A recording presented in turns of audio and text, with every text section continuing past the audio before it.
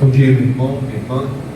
Mais uma vez nós estamos nesse dia nos encontrando para bendizer o nome do Senhor, para prestarmos um culto ao Senhor. Muito embora ainda distanciados, muito embora ainda de uma forma virtual, mas como nós temos afirmado durante esses cultos, distanciados sim, mas cheios da presença do Senhor. Então, nosso desejo nessa manhã é que Deus habite plenamente sobre o seu lar, sobre a sua casa, sobre seus familiares, que o Senhor possa conceder paz sobre o seu coração, que Ele possa promover alegria, direção, que Ele possa trazer sobre o seu coração consolo e conforto. Abra sua Bíblia no Salmo de número 63. Salmo de número 63. Isso. Se aproxime do seu filho, da sua filha. Convide a sua esposa, o seu esposo, alguém que esteja visitando você por essa manhã. Vamos ler juntos o Salmo de número 63.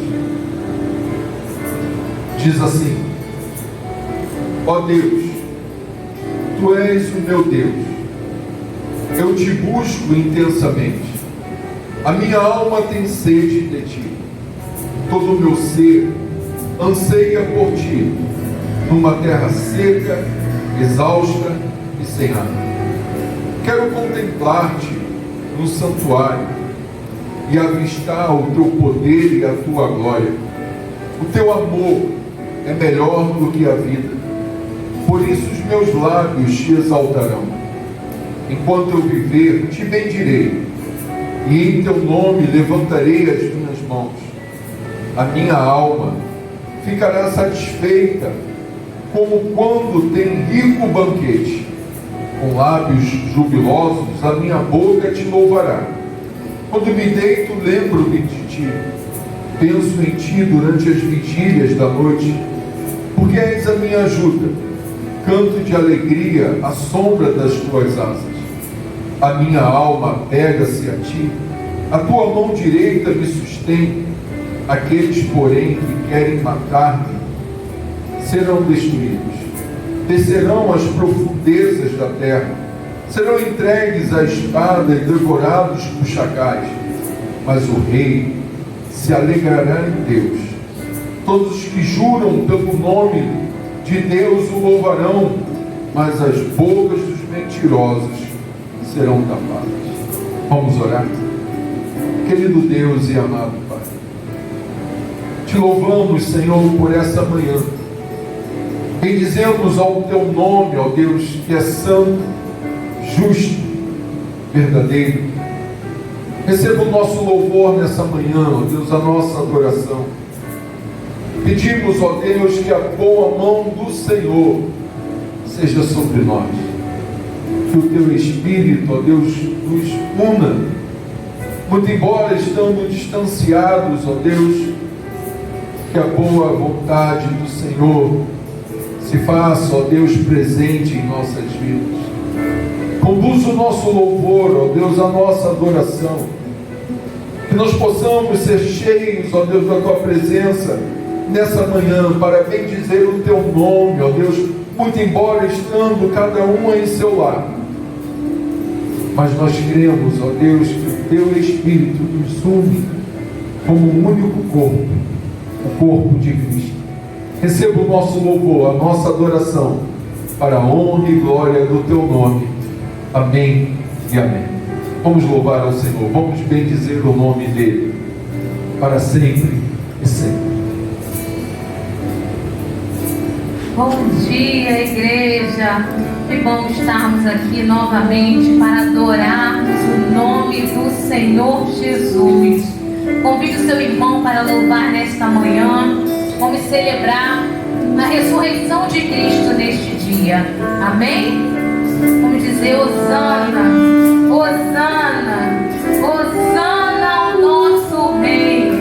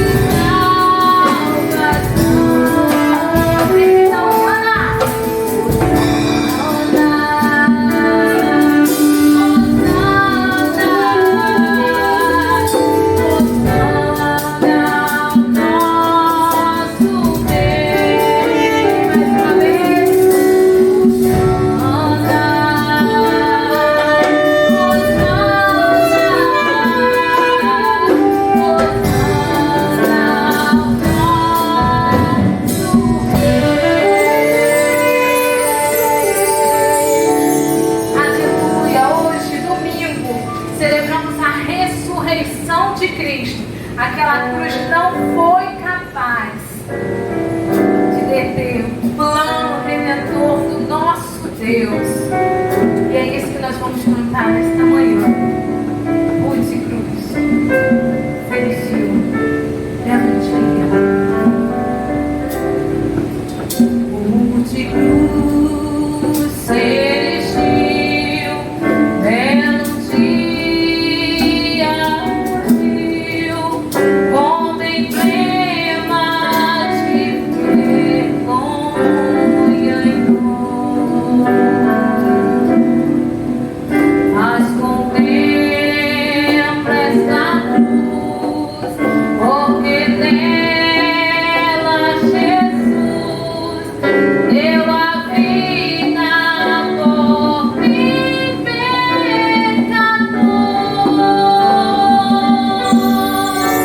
Sim, eu amo a mensagem da cruz.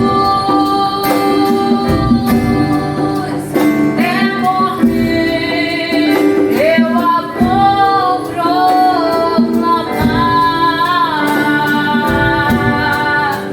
Levarei eu também minha cruz. Demoro uma coroa a trocar. Deixa a glória dos céus, o Cordeiro de Deus, ao Calvário humilhante passou. Essa cruz tem pra mim atrativos sem fim, porque nela Jesus me salvou. Sim, eu amo a mensagem da cruz. De morrer, eu a vou proclamar.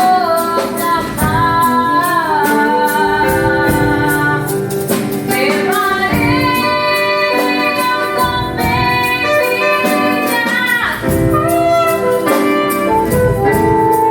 Demoro uma coroa a trocar.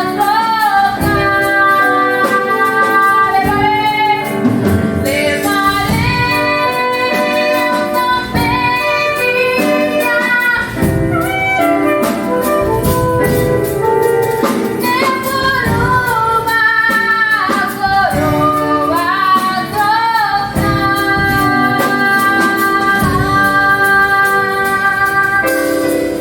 Em breve nós tocaremos esse fardo pela cruz de Cristo, amém? Vamos louvar agora com alegria, celebrando realmente a ressurreição de Cristo nesta manhã, amém? Vamos louvar ao Senhor! Vamos louvar com alegria.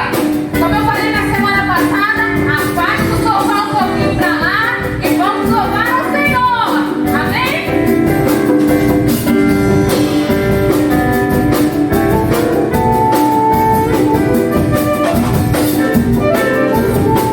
Diz assim, ó, glória, glória.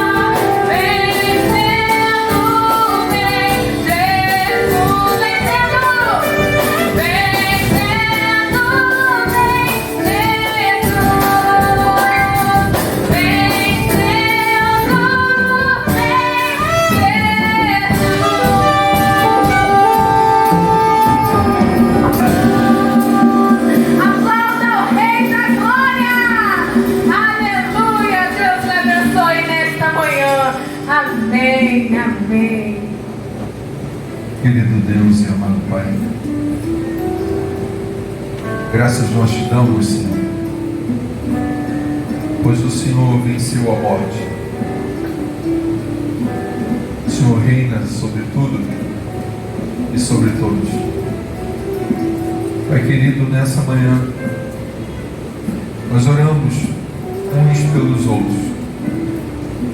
Oramos, Pai, pela vida de cada irmão nosso, que hoje, Senhor, está sentado de frente do seu televisor, talvez do seu notebook, até mesmo do celular, para prestar culto ao Senhor. Ó Deus, esses momentos, Senhor, não estão tirando de nós o privilégio de, juntos, porém distanciados, de louvar e bendizer aquele que vive e reina para sempre. Aquele que morreu, foi sepultado, mas ao terceiro dia ressuscitou e vivo está em nós. A Ele seja toda a honra, toda a glória e todo o louvor. A Ele, ó Deus, seja a honra, a Ele seja a majestade. Senhor, bendizemos o Teu nome, celebramos esse dia, ó Deus, que marca a história de um Deus que se fez homem, habitou entre nós, que morreu, mas a morte não pôde contê-lo, que ressuscitou ao terceiro dia e vivo está, nos trazendo vida eterna, nos trazendo salvação. Bendizemos o Teu nome, Senhor, para todos sempre. Amém e amém. Mais uma vez, obrigado por nos permitir entrar em seu lar, em sua casa, estarmos juntos, prestando culto ao Senhor, de estarmos nesse dia celebrando aquele que vive e reina eternamente. Nós louvamos ao Senhor por isso. Nesse dia também gostaria de agradecer a você pela sua fidelidade com essa casa, com a casa do Senhor, todo o seu envolvimento financeiro, com a sua contribuição, seu dízimo, a sua oferta, até mesmo os itens que compõem a ação social da nossa igreja. Graças a Deus nada tem nos faltado. A sua fidelidade tem mantido esse lugar generosamente. Temos recebido as transferências, o TED para a conta da igreja. Pessoas têm chegado até esse lugar, colocado a sua oferta, o seu dízimo do gasofilácio. Deus abençoe a sua vida por esse ato de generosidade. Então, nesse momento, eu gostaria de dar a você a oportunidade de você contribuir com a casa do Senhor, com os seus dízimos, as suas ofertas. Você pode aproveitar esse momento para poder fazer a sua transferência, o seu TED. Aqui desse lado nós estamos mostrando a nossa agência, banco, a nossa conta corrente. Você pode fazer isso generosamente, como você sempre fez. Gostaríamos de dar a você esses momentos para que você possa fazer tranquilamente isso. Hoje é um dia em que nós comemoramos a ressurreição de Cristo Jesus.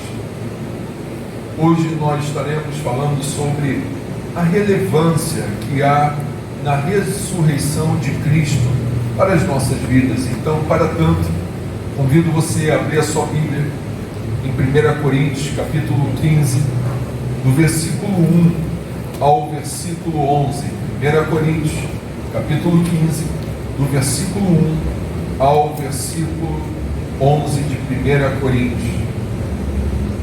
Deixa eu lhe dar um pano de fundo dessa carta para que você possa entender um pouquinho do que nós estaremos falando. Essa carta foi escrita pelo apóstolo Paulo.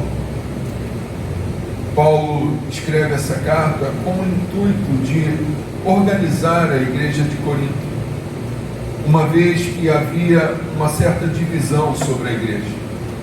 No capítulo 1 nós vamos ver que pessoas estavam se dividindo pelo evangelho que estava sendo pregado. Alguns diziam que eram de Paulo, outros de Pedro, outros de Apolo, e até uns diziam que não tinha preferência por nenhum, que eles eram de Cristo. Essa carta ela vem nessa batida até o capítulo 14, onde Paulo vai ajustando a igreja. Parece que quando Paulo chega no capítulo 15, agora ele está dando a resposta a uma certa ideia que tinha surgido dentro da igreja de Corinto, que era fruto de um pensamento da sociedade da cidade de Corinto. Aqueles que moravam na cidade de Corinto, eles criam que a vida não estava resumida a essa existência, que a vida ela se daria em uma certa continuidade, mas eles não criam na ressurreição do corpo. Havia um certo questionamento se de fato pessoas poderiam ressuscitar. Paulo agora, a partir do capítulo 15, ele vai demonstrar essa realidade, ele vai fazer a afirmação da ressurreição a partir da ressurreição de Cristo. Então, do versículo 1 ao versículo 11 do capítulo 15, Paulo diz assim: Irmãos, quero lembrar-lhes o evangelho que lhes preguei, o qual vocês receberam e no qual estão firmes. Por meio deste evangelho, vocês são salvos, desde que se apeguem firmemente à palavra que lhes preguei. Caso contrário, vocês têm crido em vão. Pois o que primeiramente lhes transmiti foi o que recebi: Cristo morreu pelos nossos pecados, segundo as Escrituras, foi sepultado e ressuscitou no terceiro dia, segundo as Escrituras, e apareceu a Pedro e depois aos 12. Depois disso, apareceu a mais de 500 irmãos de uma só vez, a maioria dos quais ainda vivem, embora alguns já tenham adormecido. Depois apareceu a Tiago, e então a todos os apóstolos. Depois destes apareceu também a mim, como a um que nasceu fora do tempo. Pois sou o menor dos apóstolos e nem sequer mereço ser chamado de apóstolo, porque persegui a igreja de Deus, mas pela graça de Deus sou o que sou, e sua graça para comigo não foi inútil. Antes trabalhei mais do que todos eles, contudo, não eu, mas a graça de Deus comigo. Portanto, quer tenha sido eu, quer tenha sido eles, é isto que pregamos, e é isto que vocês creem.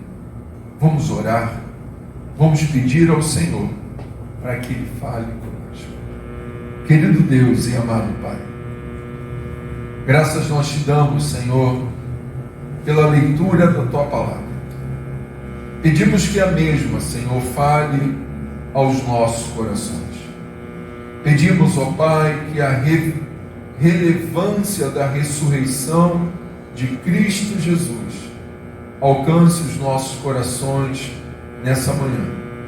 Que nada e ninguém venha nos tirar o privilégio de sermos alcançados pela Tua Palavra. Que a Tua Palavra nessa manhã traga vida, traga direção, consolo, conforto e certeza, para a honra e glória do Teu nome. Assim nós oramos em nome de Jesus. Amém e amém. Como eu disse anteriormente, até o capítulo 14 desta carta, Paulo já havia falado de muitos problemas que havia na igreja de Corinto. Após deixar algumas orientações para que melhorassem e se organizassem melhor em relação ao culto público, nos parece que agora Paulo vai tratar de um novo assunto. E que assunto é esse? Sobre a ressurreição de Cristo Jesus. Ao que parece, havia muitas ideias que estavam surgindo e colocando em perigo o puro evangelho que fora pregado na cidade de Corinto. Paulo começa aqui no versículo 1, chamando a atenção daqueles irmãos a que se lembrassem do evangelho que havia sido pregado no passado. Os ensinos de Paulo se constituíam em uma doutrina sólida, de uma revelação bíblica e de uma autoridade divina que tinha sido entregue a ele como apóstolo. Crer em uma outra mensagem era distorcer o evangelho que tinha chegado até o coração desses irmãos. Paulo, escrevendo aos Gálatas, ele já tinha orientado aos irmãos para que eles não se apegassem a nenhuma outra mensagem a não ser a mensagem do verdadeiro evangelho. E qualquer outro anúncio que chegasse até eles, esse anúncio, Paulo deveria afirmar a eles, e eles deveriam receber isso como um anátema, algo que não era verdadeiro da parte de Cristo Jesus. Surge uma pergunta para nós nesse momento: qual é o evangelho que você tem crido? Você crê na palavra de Deus? Você crê nas sagradas escrituras?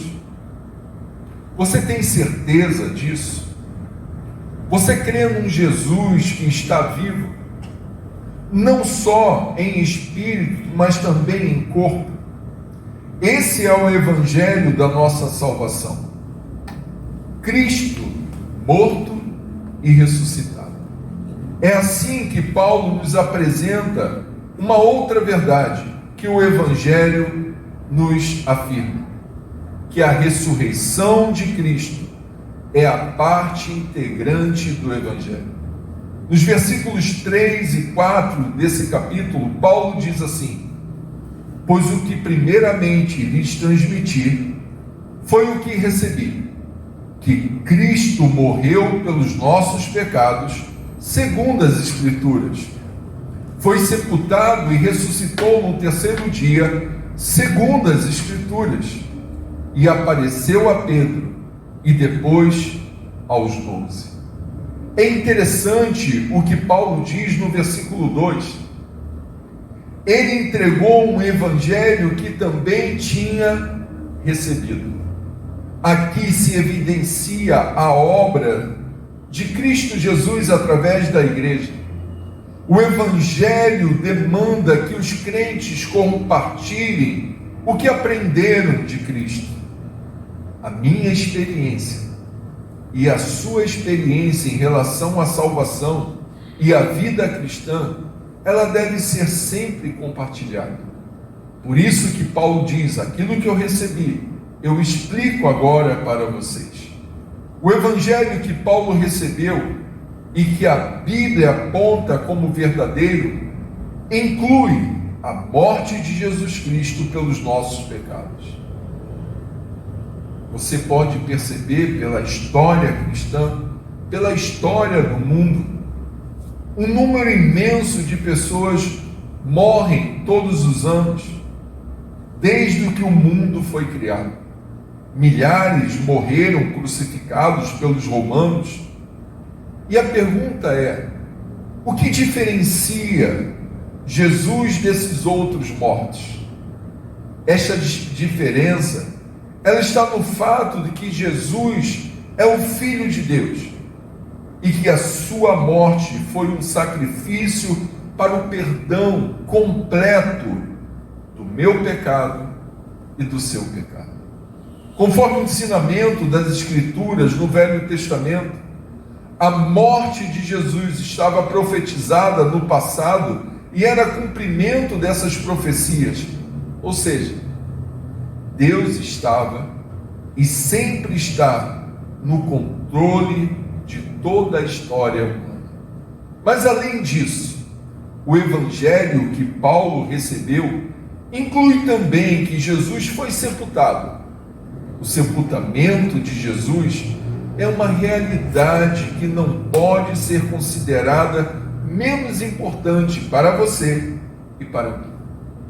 Ela revela a humanidade perfeita de Jesus e assim o coloca como homem perfeito e Deus perfeito, capaz de se tornar verdadeiro, o único mediador entre Deus e os homens. Paulo ainda afirma que Jesus ressuscitou ao terceiro dia. E é interessante, nas palavras de Paulo, a expressão segundo as Escrituras. Ele é, e ele repete repetidas vezes, muito embora nos pareça algo que soe de uma forma não muito lógica, mas várias vezes Paulo enfatiza que o que aconteceu não é uma invenção humana, uma invenção sua, mas a obra de Deus se cumpre na sua morte e ressurreição. Essa era a vontade de Deus. Assim como esses dois versículos, Paulo deixa claro a composição do Evangelho de Cristo: morte pelos pecados e ressurreição. O Evangelho não está completo se a ressurreição não for pregada. É a ressurreição que nos garante a vida eterna. A morte de Jesus paga pelo preço, pelos nossos pecados. O sepultamento de Jesus evidencia a humanidade de Jesus e o controle de Deus na história. Mas a ressurreição é a nossa garantia de que quando nós cremos em Jesus Cristo, nascemos de novo, espiritualmente falando, e temos a certeza de uma ressurreição e da moradia eterna ao lado de Deus. Você já parou para pensar nisso? Ao falarmos de Jesus para alguém, nunca podemos nos esquecer de que Jesus está vivo e que é por isso que Ele pode nos salvar e nos ajudar. O Evangelho sem ressurreição não é um Evangelho completo. E que a causa em seu coração é de saber que Cristo, Ele ressuscitou. Essa é a nossa maior causa. Esse é o nosso maior motivo de alegria. Saber que Jesus está vivo e que a garantia da sua vida é a certeza da nossa eternidade com Ele. Esse é o verdadeiro Evangelho. Que Cristo morreu, mas também ressuscitou.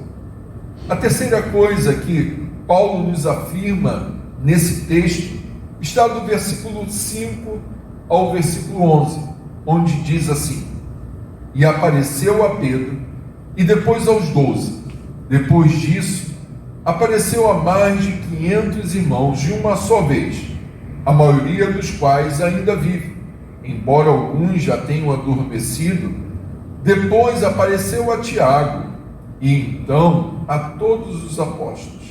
Depois desses apareceu também a mim, como a um que não nasceu fora do tempo, pois sou o menor dos apóstolos, e nem sequer mereço ser chamado apóstolo, porque persegui a igreja de Deus, mas pela graça de Deus sou o que sou.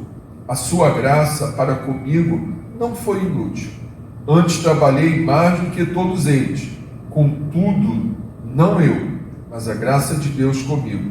Portanto, quer tenha sido eu, quer tenha sido eles, é isto que pregamos e é isto que vocês creem. Uma das grandes dúvidas que muitos levantam na atualidade é se realmente Cristo realmente ressuscitou. Segundo a história cristã, Até 25 anos depois da ressurreição de Jesus, ninguém duvidava deste assunto. Mas à medida que tempos foram passando, este fato foi ficando distante. Esses problemas começaram a aparecer no meio da igreja e no meio do pensamento secular. Nesse texto, Paulo deixa provas claras da ressurreição de Cristo. Isto porque ele fala de pessoas que viram Jesus vivo depois da sua morte e sepultamento.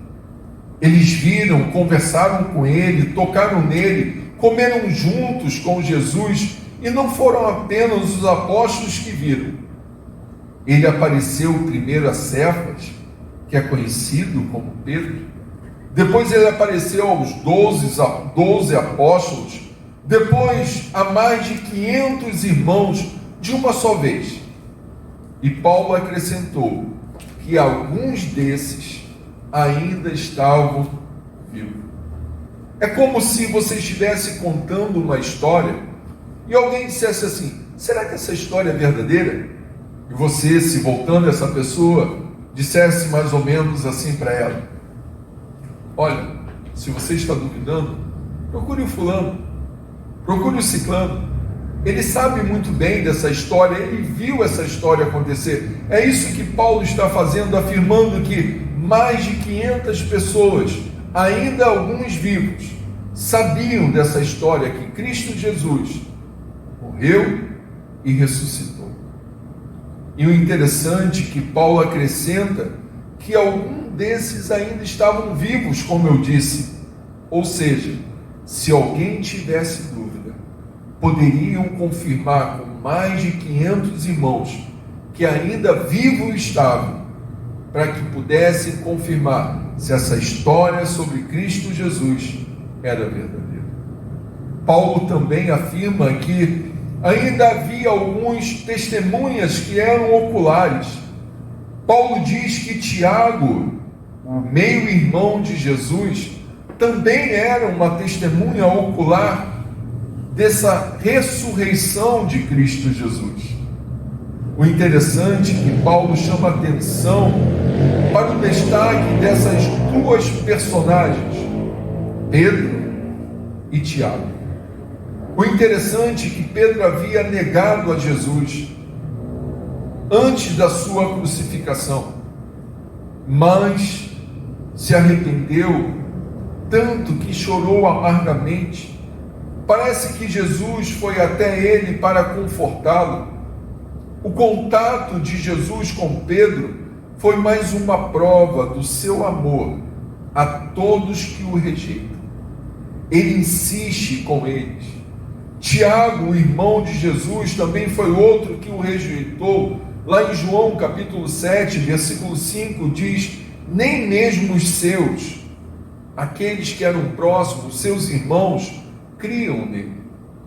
Há um relato também apócrifo, em um dos livros apócrifos, que diz que Tiago, nesse período em que o seu irmão Jesus é morto, ele fica alguns dias sem se alimentar, até que Cristo possa se revelar a ele. Nesse relato, muito embora apócrifo, mais histórico, diz que Jesus se apresenta a Tiago como alguém que ressuscitou ao terceiro dia. Isso é interessante. Assim é possível ver o grande amor de Jesus. Ele não desiste de nós, até para aqueles que não creem em sua ressurreição. Ele continua dando oportunidade até hoje a todos os que rejeitam e que não creem na sua ressurreição. O interessante é que Paulo, no versículo 11, ele termina afirmando que tanto os apóstolos quanto ele que pregava o Cristo ressuscitado, eles criam firmemente nessa doutrina, a doutrina da ressurreição, e que os coríntios haviam crido nisto. Deviam então evitar que fossem desviados de qualquer outro ensino que não fosse o ensino da morte, sepultamento e ressurreição de Cristo Jesus. A pergunta que eu lhe faço nessa manhã: você crê nisso? Você crê a respeito da morte, sepultamento e ressurreição de Cristo Jesus? O Evangelho consiste nisso. Em Deus que se fez homem, habitou entre nós, morreu na cruz, mas ao terceiro dia ressuscitou. Qual é a conclusão que nós podemos tirar desse texto nessa manhã? Qual é a aplicação que nós podemos fazer direta sobre as nossas vidas nessa manhã, a partir desse texto que Paulo nos apresenta essa verdade de um Deus que morre, mas que ressuscita e vivo está? Primeiro, a primeira aplicação que nós podemos fazer é que Jesus vive e vive eternamente. A segunda coisa que nós podemos aplicar sobre as nossas vidas é que Ele morreu pelos nossos pecados, foi sepultado e ressuscitou ao terceiro dia. Sua ressurreição é a garantia da minha salvação e da sua salvação. A ressurreição de Cristo é a parte integrante do Evangelho. É uma realidade histórica confirmada com muitas testemunhas, como Paulo diz, 500 que viram isso, Pedro, Tiago.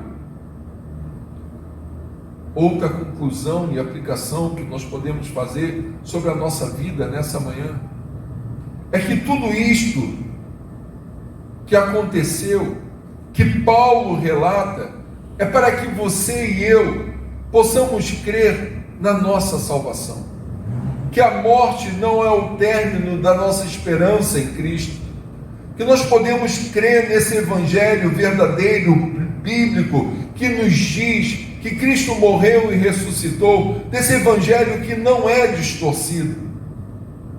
A outra aplicação que nós podemos fazer sobre a nossa vida é que a morte e ressurreição de Cristo Jesus, Ele afirma a nossa fé e a nossa crença nessa esperança que um dia também passaremos pela morte, mas receberemos vida, ressuscitaremos com Cristo para um dia estarmos eternamente com Ele. Jesus ressuscitou, esta é a nossa garantia. A morte não tem mais poder sobre Ele e nem terá poder sobre nós. E Deus abençoe a sua vida nessa manhã, rica e abundantemente. Vamos orar.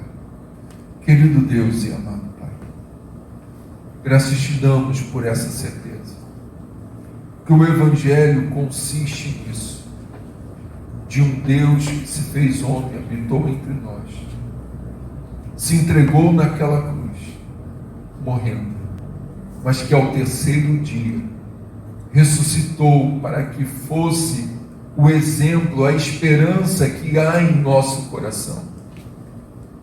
Naquele dia nem a morte pôde contê-lo. Naquele grande dia a morte também não poderá nos conter. Nós te louvamos, ó Senhor, por ser a primícia daqueles que dormem. Nós te louvamos, ó Deus, por essa certeza desse Evangelho que traz a convicção sobre os nossos corações que a morte não será o maior adversário das nossas vidas, pois ela foi vencida por aquele que vive e vive eternamente. Obrigado por esse dia de podermos celebrar, ó Deus, a vitória que já nos foi dada, muito embora ainda não concretizada, mas nós temos a plena certeza que assim como Cristo venceu a morte, nós também venceremos a morte, porque Cristo a venceu. Obrigado por tudo isso, Pai, em nome de Jesus. Amém e amém.